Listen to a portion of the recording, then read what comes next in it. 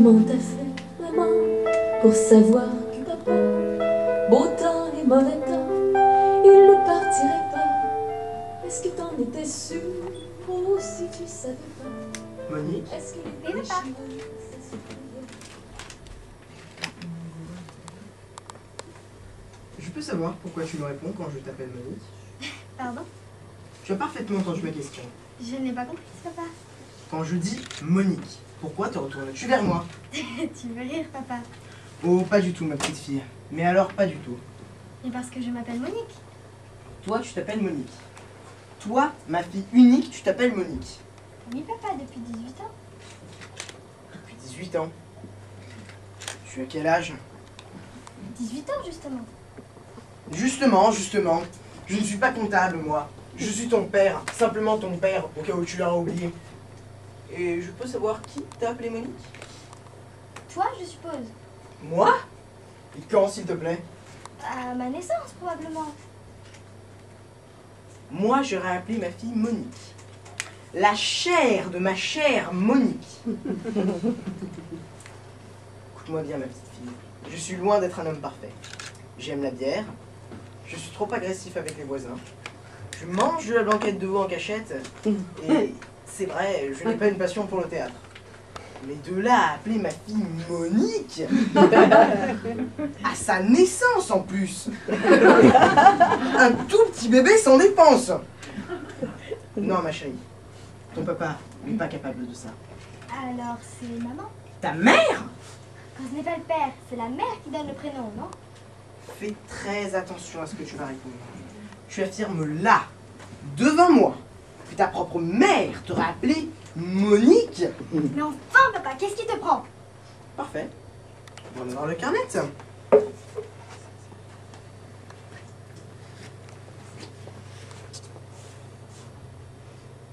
Allô? Allô, chérie? C'est moi. Je te dérange? J'en ai pour 2 minutes. C'est notre grande fille.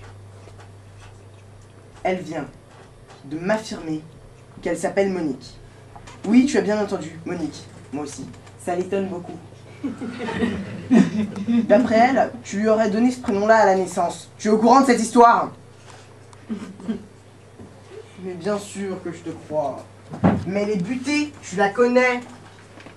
Je t'en prie, vas-y. Elle a un monde fou au magasin. Ce qu'elle a dit. Elle m'a demandé si je plaisantais.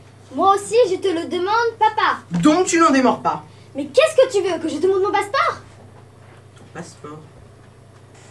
Ah, ça y est, j'ai compris quel crétin je fais. C'est le nom de ton mari.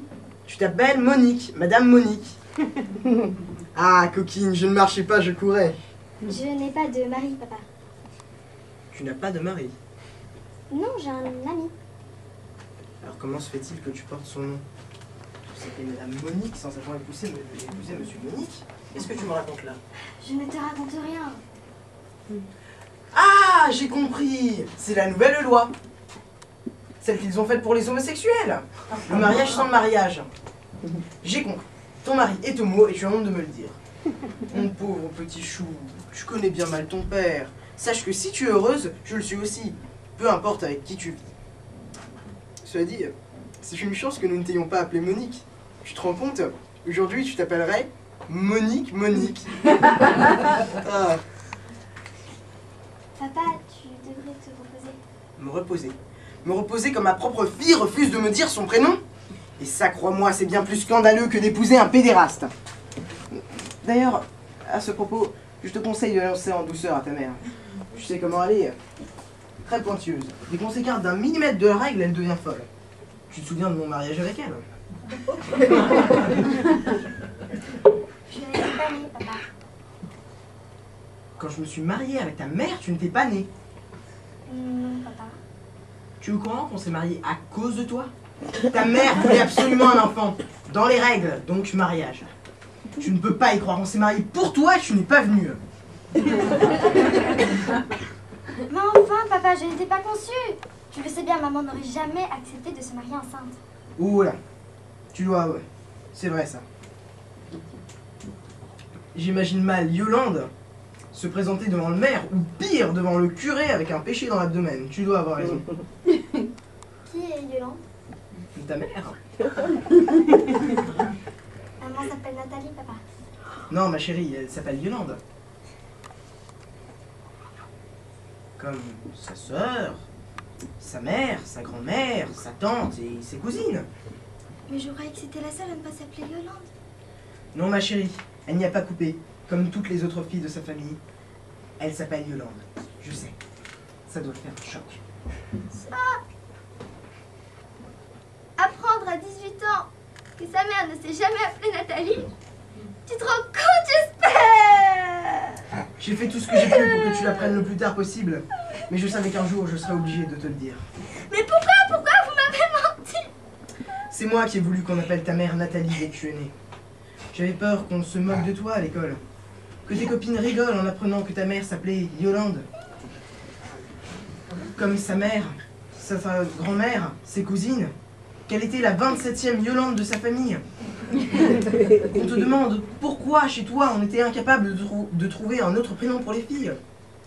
Et que devant l'impossibilité de trouver une réponse sensée, tu commences à douter de la santé mentale de ta famille. À te demander si tu ne faisais pas partie d'une tribu de tarés dupliquant le nom de ses femelles Yolande après Yolande. Tu étais ma petite fille chérie. Et je voulais t'éviter ce genre de pensées qui ne sont pas bonnes pour les petites filles. La petite fille doit courir dans les champs, lire des poésies, apprendre l'espagnol, préparer sa communion solennelle, penser au prince charmant qui viendra et qu'elle épousera un jour, même s'il est homosexuel. D'ailleurs, quand on voit comment sont accoutrés les princes charmants, il ne faut pas s'étonner qu'ils préfèrent les garçons et que les jeunes filles les attendent en main. Sauf toi, ma chérie. Toi, tu as réussi à en coincer un. Et pourquoi? Parce que tu es bien dans ta peau. Et tu es bien dans ta peau parce que tu n'as jamais su que ta mère s'appelait Yolande.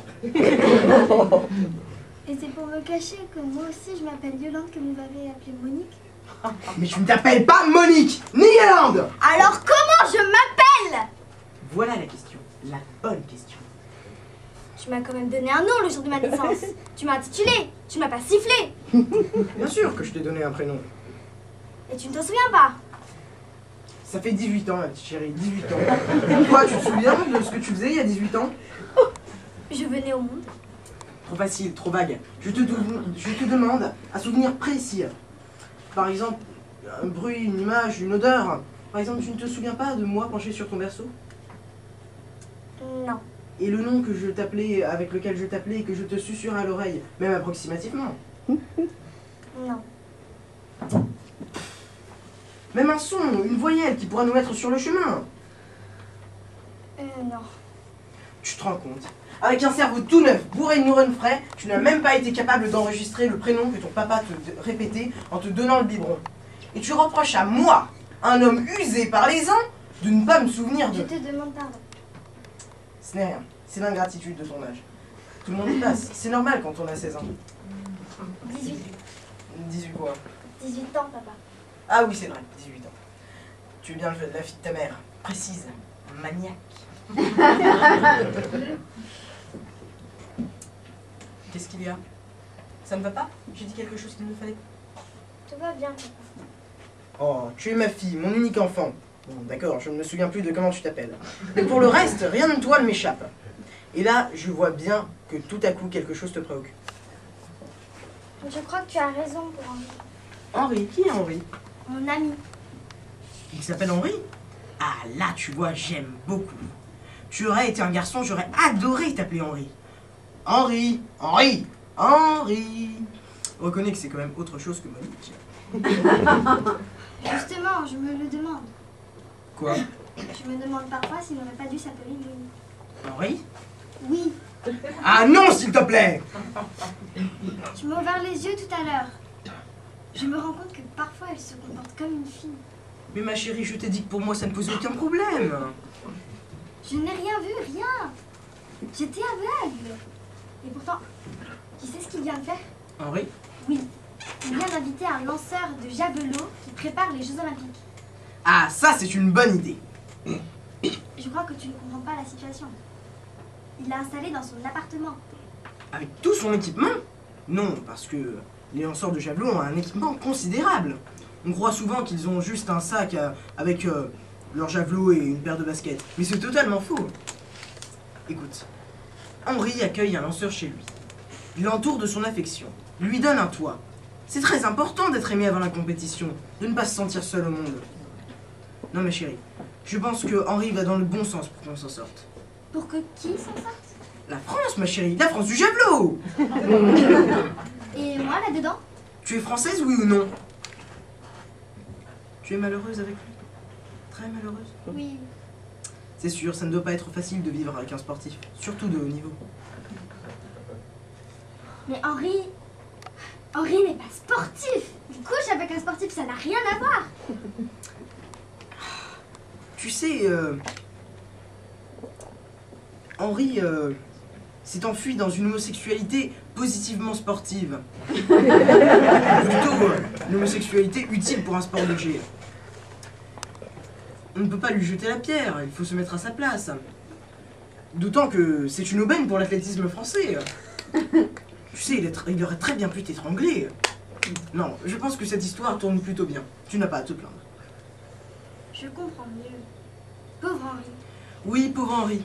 Ça n'a pas dû être rose pour tous les jours pour lui non plus. Papa, Oui, je crois qu'on ne s'est jamais autant parlé. peut-être. Je ne me suis jamais sentie aussi proche de toi qu'aujourd'hui.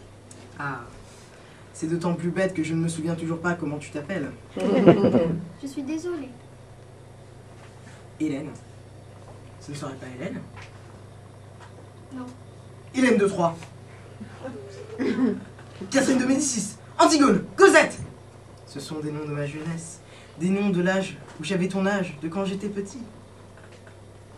Françoise d'Orléac. Marquise de Sévigné. Marquise de Sévigné, c'est ça? Non, papa. C'est dommage. Oui, c'est dommage. Je t'aime, ma fille. Tu sais que je t'aime. Sinon, ça ferait longtemps que j'aurais abandonné. Moi aussi, je t'aime, papa. Madame Hanska. Madame Hanska, l'amour de Balzac. C'est ça, cette fois-ci, je crois. C'est ça. Non, réfléchis avant de me dire. Je réfléchis, papa. Tu me le diras au dessert ce soir. Ça sera mon cadeau d'anniversaire. J'adore Balzac. Ce n'est pas le 26 ton anniversaire?